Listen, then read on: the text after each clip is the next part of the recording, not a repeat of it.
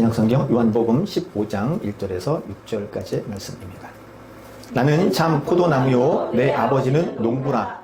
무릇 내게 붙어있어 열매를 맺지 아니하는 가지는 아버지께서 그것을 제거해 버리시고 무릇 열매를 맺는 가지는 더 열매를 맺게 하려 하여 그것을 깨끗하게 하시느니라.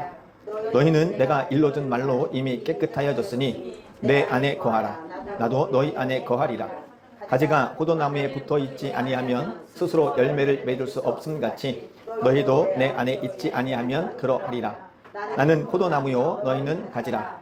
그가 내 안에 내가 그 안에 거하면 사람이 열매를 많이 맺나니 나를 떠나서는 너희가 아무것도 할 수 없음이라. 사람이 내 안에 거하지 아니하면 가지처럼 밖에 버려져 마르나니 사람들이 그것을 모아다가 불에 던져 사르느니라. 여우야 여우야 뭐하니? 이 노래를 아시나요?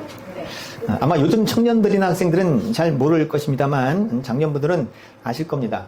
가위바위보로 순례를 정해서 그 순례가 여우 역할을 하고 나머지 사람들은 여우에게로 가서 질문을 하고 여우가 답을 하고 그 이후에 이제 액션을 취하는 놀이인데 대략적인 형식은 이렇습니다. 먼저 순례로 지목된 여우를 향해 사람들이 다가가서 묻지요. 여우야 여우야 뭐하니? 잠자한다. 그럼 뭐라 그러죠? 잠꾸러기. 여우야 여우야 뭐하니? 세수한다. 그럼 뭐지? 멋쟁이. 그 다음에 묻죠. 여우야 여우야 뭐하니? 밥 먹는다. 반찬은 뭐니? 다시 뭐라고요? 무슨 반찬? 개구리 반찬. 예, 그리고 이 다음에 이 놀이의 백미가 나오죠. 죽었니 살았니? 이렇게 물어봐요. 그러면 이제 여기서 여우가 어떤 대답을 하느냐에 따라서 주랭량을 쳐야 되기도 하고 얼음이 되어서 꼼짝하지 않고 가만히 서 있기도 해야 돼요. 즉 여우가 살았다 그러면 즉시로 그 여우 앞에서 막 도망을 쳐서 여우의 손이 닿으면 안 돼요. 그죠? 반대로 죽었다 그러면 움직임은 잡히는 거고 그냥 꼼짝없이 가만히 있어야 되는 거죠. 참 재미나게 놀았던 그 노래 중에 하나입니다. 자, 그러면 예수를 믿는다고 하는 나에게 너는 죽었니? 살았니? 라고 묻는다면 나는 어떤 대답을 할 수 있을까요? 너는 죽었니? 너는 살았니? 물론 여기에서 죽었다 살았다의 의미는 생물학적인 차원이 아니라 영적인 차원이라는 것을 잘 아실 거예요. 그러면 나는 영적으로 지금 상태가 죽은 상태인가? 살아있는 상태인가? 하는 것이죠. 요한복음 15장은 소위 포도나무 비유로 알려져 있는 말씀입니다. 하나님 아버지는 농부로 예수님은 포도나무로 그리고 우리는 가지로 각각 비유가 되죠. 중요한 것은 가지가 열매를 맺느냐 맺지 못하느냐예요. 자, 2절 보시면 포도나무의 가지를 두 가지로 분류하고 있음을 볼 수 있습니다. 열매를 맺는 가지와 열매를 맺지 않는 가지죠. 자, 그런데 4절을 보시면 열매를 맺는 가지는 포도나무에 붙어있는 가지고 열매를 맺지 못하는 가지는 포도나무에 붙어있지 않은 가지예요. 그런데 이것은 2절과 4절이 서로 모순되는 것처럼 보여요. 자, 왜냐하면 여기 4절은 가지가 포도나무에 붙어 있으면 열매를 맺는다고 하는데 2절에는 가지가 포도나무에 붙어 있어도 열매를 맺지 못한다 이렇게 말하기 때문에 그래요. 자, 그러면 이건 우리가 어떻게 이해해야 될까 하는 것이죠. 가지가 나무에 붙어 있는데도 열매를 맺지 못한다. 어떤 경우일까요? 그래서 인터넷에 검색을 좀 해보았습니다.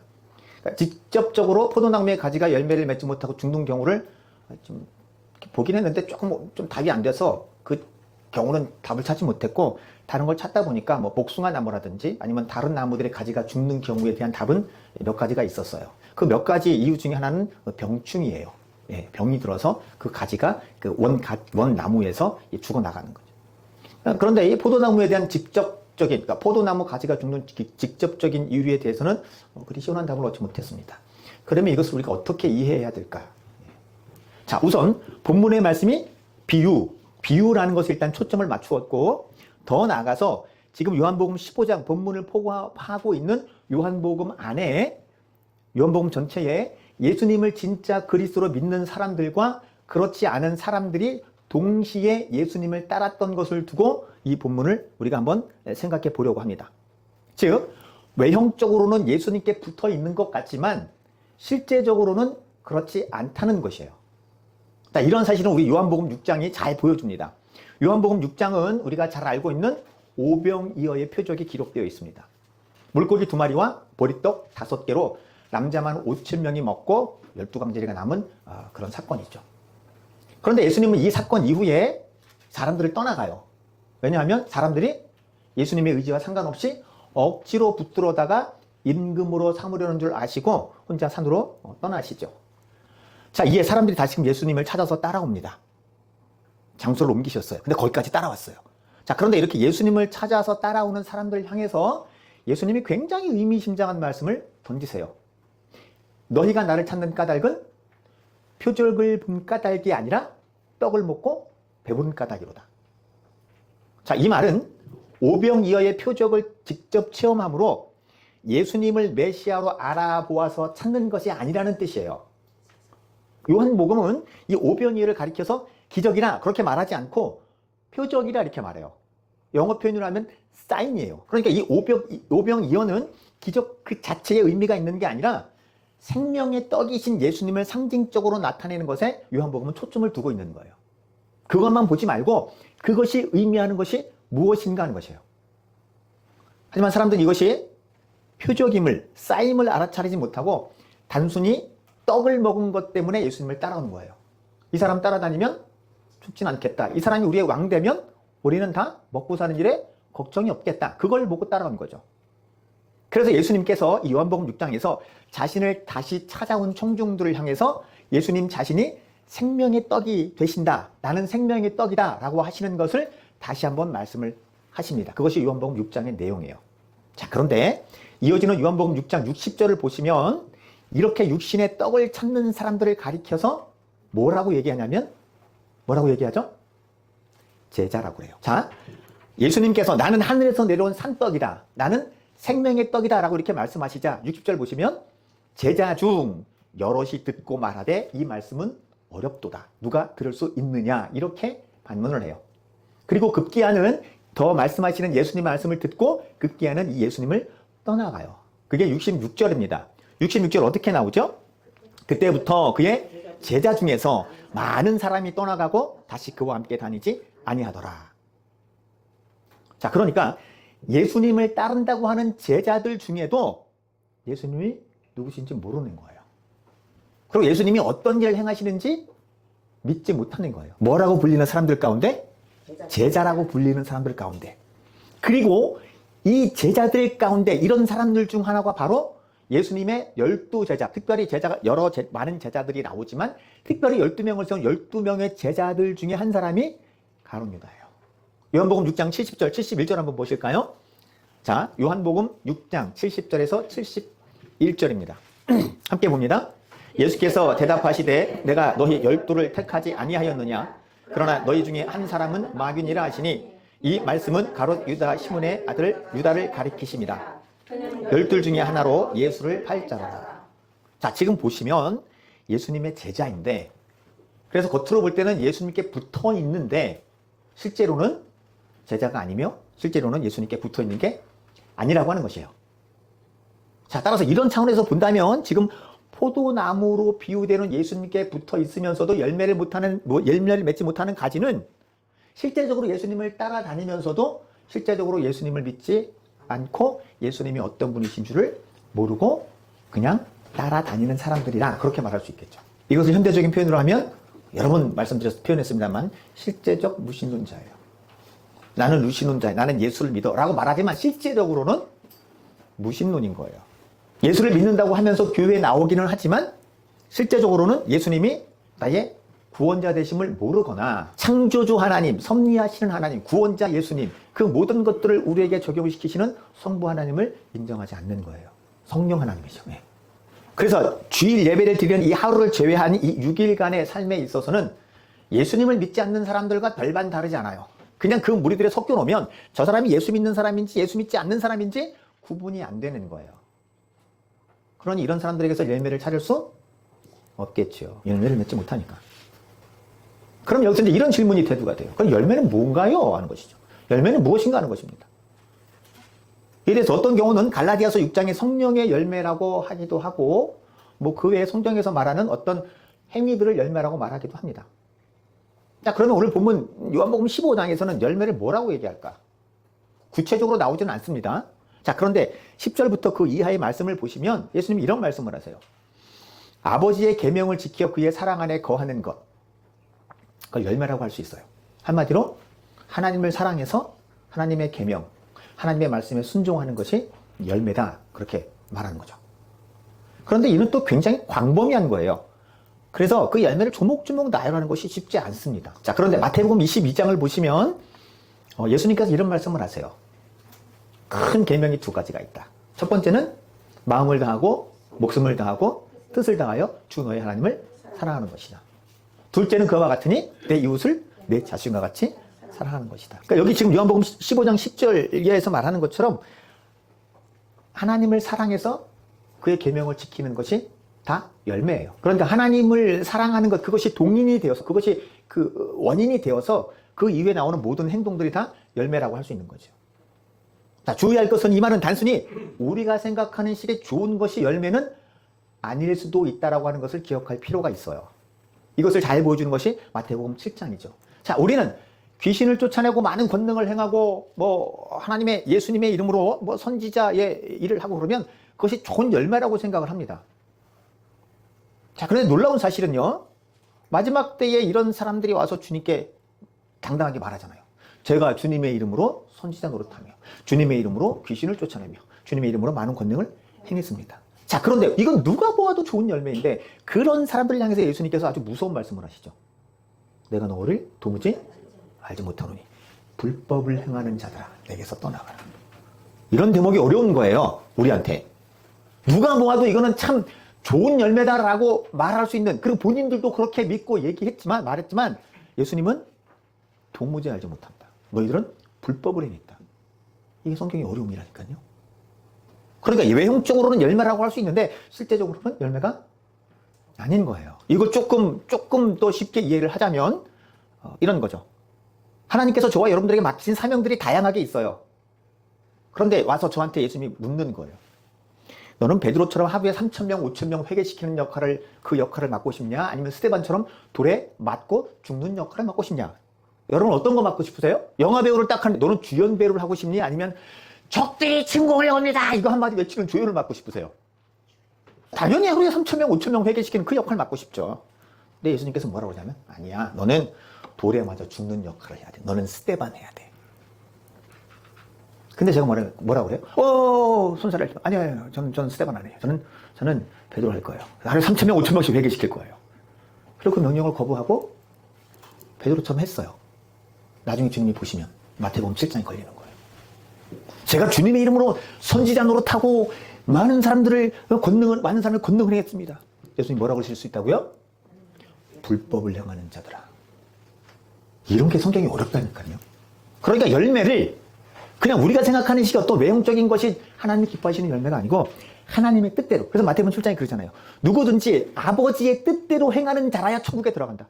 그러니까 은사와 능력 그런 것들을 행해도 큰 일을, 우리가 말할 때 큰 일을 행해도 그게 하나님께서 맡겨주신 뜻이 아니었어. 하나님께서 맡겨주신 그 사명이 아니었어. 그러면 그건 열매가 아닌 거예요. 비록 그들이 그걸 통해서 구원받는 역사를 하나님이 이루셨지만 그에게서는 그게 열매로 인정되지 않는다는 거예요. 그래서 단순히 외적인 행위나 결과를 가지고 우리 하나님이 기뻐하시는 열매를 맺었다라고 말하는 게 아니라 성경을 통해서, 성경의 근거에서 판별해야 되는 거예요. 이게 살아있는 신앙이에요. 이게 하나님께 붙어 있는 거예요. 여기 지금 15장도 쭉 보시면 너희는 내가 명하는 대로 행하면 곧 나의 친구라. 내 말이 너희 안에 거하고 너희 말이 내 안에 거하라. 이게 무슨 얘기예요? 하나님의 뜻대로 산다는 건 이런 얘기예요. 스데반 할래? 베드로 할래? 베드로 하고 싶죠? 아니야, 내 뜻은 넌 스데반이야. 그럼 그 스데반 하는 게 하나님의 뜻대로 사는 거예요. 베드로처럼 사는 건 하나님의 뜻대로 사는 게 아니라고요. 자, 그럼 이쯤에서 다시 한번 나 자신에게 한번 질문해 보십시오. 김 목사야, 너는 살아있니? 살아있는 사람은 어떻게 한다고요? 살아있는 신앙인은 내 뜻대로 살지 않아요. 예수님께 붙어있는 신앙은 내 마음대로 내가 하고 싶은 대로 사는 게 아니고 하나님이 나한테 시킨 일 하면서 사는 거예요. 자, 요한복음 6장의 제자들이라고 불리던 사람들이 예수님을 따르면서도 예수님을 메시아, 곧 나의 구원자로 믿지 못했어요. 그런 사람들이 있었어요.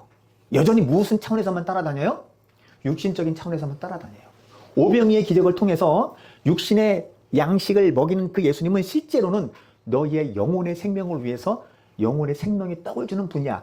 그 얘기를 계속 하시는데 거기에는 관심이 없어. 오로지 이 땅의 것, 세상 것만. 자, 그러면 내가 거듭난 자인데 나는 거듭난 자로서의 열매를 맺고 있는가 하는 것이에요. 하나님을 아는 지식에서 내가 자라나가고 있는가. 무릇 신앙생활이란 내가 원하는 것을 목표로 정해놓고 기도 많이 하고 봉사 많이 하고 헌금 많이 해서 그걸 따내는 게 아니고, 신앙생활이라고 하는 것은 하나님의 뜻, 나를 향해서 가지고 계신 뜻이 무엇인지 분별하고 그 뜻대로 살아가는 거예요. 그게 신앙생활이에요. 그러니까 어렵죠. 누구든지 나를 따르려거든 자기를 부인하고 자기 십자가를 지고 나를 따를 것입니다. 주일에 교회 한번 왔다가 가는 것으로 예수님을 믿는 사람이라고 생각하고 있지는 않은가. 주일마다 하나님의 말씀을 듣기는 하는데 그 말씀과 상관없이 한 주간을 내 마음대로 살고 있지는 않은가. 내가 좋은 언어의 열매를 맺기 위해서 힘쓰고 있는가. 여러 번 말씀드렸잖아요. 에베소서의 말씀 보시면 구원받았다, 구원받은 이후에 새 사람은 이런 삶을 사는 거야. 가장 먼저 나오는 게 뭐라고요? 말부터 바꾸는 거예요. 말은 생각을 대변하는 거죠. 그럼 결국엔 생각을 바꾸는 거예요.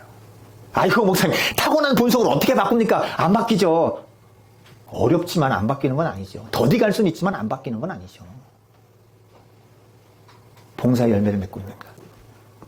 헌신의 열매를 맺고 있는가? 외형적으로는 교회에 나오고 있지만, 그래서 겉으로 볼 때는 예수님을 믿는 것처럼 보이지만 열매가 맺히지 않는다? 그럼 죽은 가지예요. 죽은 가지예요.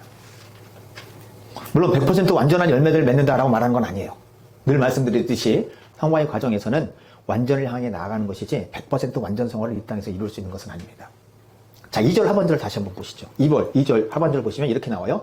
무릇 열매를 맺는 가지는 더 열매를 맺게 하려 하여 그것을 깨끗하게 하십니다. 그냥 계속 이 은혜가 공급되는 거고 우리는 이 은혜를 계속 공급받는 거예요. 말씀을 보고 기도를 하면 그 은혜가 계속 우리에게 임해서 그것을 계속 할 수가 있는 거예요. 안 하면 그 은혜가 사그라들죠. 그러니까 주님을 찾는 자들에게, 말씀을 지키고자 힘쓰는 자들에게 하나님께서 계속 은혜를 주시는 거예요. 요한복음과 같은 선상에 놓여 있는 성경들이 요한 1, 2, 3서 그리고 요한계시록이죠. 요한계시록 3장 1절에서는 사대교회가 나오는데 그 사대교회를 향해서 이렇게 말씀하세요. 내가 내 행위를 아노니 내가 살았다 하는 이름은 가졌으나 죽은 자로다. 너는 살아있다고 말하지만 실제적으로는 너는 죽은 자라. 이게 참 무서운 말 아닌가요? 나는 살아있다라고, 나는 영적으로 살아있다고 생각을 해요. 자부해요. 예수님께서는요, 너 죽었어. 라오디게아 교회는 겉으로는 외형적으로는 뭐 문제가 전혀 없어요. 부자하고 부유하고 평안하고. 영적으로 볼 땐 예수님 뭐라고 그래요? 참 가련하구나. 너가 눈이 먼 것도 모르고 벌거벗은 것도 모르고 그래서 수치도 모르고 너는 참 가련한 자구나. 그래서 사대교회를 향해서 예수님께서 이런 말씀하세요. 2절 보시면 내 하나님 앞에 내 행위의 온전한 것을 찾지 못하였노니. 너는 열심히 행한다고 하지만 그건 하나님 기뻐하는 게 아니야. 주님의 이름으로 선지자 노릇하고 주님의 이름으로 권능을 행하고 주님의 이름으로 이렇게 불법을 행하면서 무슨 네 행위를 인정받기를 원하니? 그러니까 다시 말씀드리지만 내 행위가 지금 하나님께 인정을 받느냐 못 받느냐는 내가 일반적으로 생각하는 그것이 아니고 성경을 통해서 확인을 해야 돼요. 객관적으로 볼 때 하나님이 기뻐하시는 일은 맞지만 그걸 나한테 안 맡겼는데 내가 그 일을 하면 그게 불법이 될 수 있다는 사실. 무서운 말씀이죠. 이걸 1절과 연결해서 계시록 3장 1절과 연결해서 보면 이거예요. 너는 예수 믿는다고 네 입으로 말하지만 너는 그냥 교회 다니는 사람이야. 저 예수 믿는데요? 아니야. 너는 그냥 교회 다니는 사람이야. 여러분 목사도 이런 평가 받을 수 있을까요? 없을까요? 너는 그냥 교회 다니는 사람일 뿐이야. 좀 무섭죠? 무서워요. 그러면 어떤 것이 예수 믿는 거고 어떤 것이 열매 맺는 걸까요? 이렇게 물어볼 수 있잖아요. 목사님 그걸 가르쳐 주셔야죠. 자, 이에 대한 저의 대답은 그동안 선포되었던 말씀들을 기억해 보시라고 하는 거예요. 기억이 나지 않으시거든 성경을 보십시오. 창세기에서 계시록까지 우리의 손에 들려준 성경을 보는 것인데 우선적으로는 복음서를 보시고 그리고 그 이후에 이어지는 서신서들, 곧 마태, 마가, 누가, 요한, 복음 다음에 사도행전 다음에 이어지는 소위 말하는 서신서들, 로마서부터 쭉 성경들을 보는 거예요. 그러면 하나님께서 나를 위해서 하신 일이 뭔지가 보여요. 하나님께서 나를 위해서 행하신 일이 뭔지, 그게 뭐죠? 우리가 잘 알고 있는 하나님의 독생자를 나를 위해 아낌없이 세상에 보내시고 그걸 십자가에 못 박아 죽이신 거예요. 그게 보여요. 그러면 그 후에는 어떻게 살아야 되는가? 그것도 이제 보이기 시작하는 거예요. 성경에 다 기록되어 있어요. 그러니까 성경을 읽어야 돼요. 갓난 아기와 같이 신령하고 순전한 자들 사모하라. 영적으로 거듭났으면 다시 태어났으면 거듭이 두 번째라는 뜻이잖아요. 영적으로 태어났으면 먹어야죠. 먹어야 자라지. 먹어야 성장하죠. 이렇게 말씀이잖아요. 성경을 안 읽는데 믿음이 좋아진다? 하나님을 모르는데 믿음이 좋아진다? 그런 건 없습니다. 내가 잘못 알고 있는 것에 열심을 내면 낼수록 오히려 하나님과 멀어질 수 있을 뿐이에요. 그걸 잘 보여주는 게 사도 바울이었고, 사도 바울을 죽이려고 했던 유대인들이죠. 복음을 전하는 사람들을 죽이려 했던 사도 바울. 그는 하나님을 알고 있었지만 잘못 알고 있는 지식이니까 예수 믿는 사람들을 잡아 죽이는 것이 하나님이 기쁘시게 하는 일이라 생각했어요. 여기서 바울은 하나님의 은혜로 회심하게 되고 오히려 자기가 핍박하던 예수를 믿는 그리스도인들과 함께 복음을 전하려고 하죠. 근데 아직도 잘못된 그 하나님에 대해서 잘못된 지식을 갖고 있는 유대인들은 그 복음을 전하는 그 바울을 죽이는 것이 하나님이 기쁘시게 하는 것을 생각해요. 그러니까 성경을 통해서 참된 하나님에 대해 신앙생활에 대해서 알지 못하면 오히려 잘못 알고 있는 지식이 하나님을 더 대적할 수 있는 거예요. 사실 내가 죽은 나무까지인지도 어디를 통해서 알 수 있어요? 성경을 통해서 알 수 있죠. 그래서 성경 읽어야 돼요. 해보시면 어떠시죠? 어렵습니다. 구원받은 영혼이 천국 가는 철로 역정이 쉽나요? 철로 역정도 읽어보셨죠? 그냥 예수님의 십자가 보혈로 구원받아서 에스컬레이터 탁 타면 쭉 가는 거예요. 하나님, 제가 오늘도 성경을 읽습니다. 이 성경을 읽을 때 성령 하나님 임재하셔서 가만 감동하시고 조명하시고 비춰주셔서 말씀이 깨달아지게 하옵소서. 나에게 하시는 말씀을 내가 들을 수 있게 해주십시오. 깨닫고 안 후에 이 말씀대로 행할 수 있는 힘과 능력도 내게 공급해 주십시오. 그렇게 해야죠.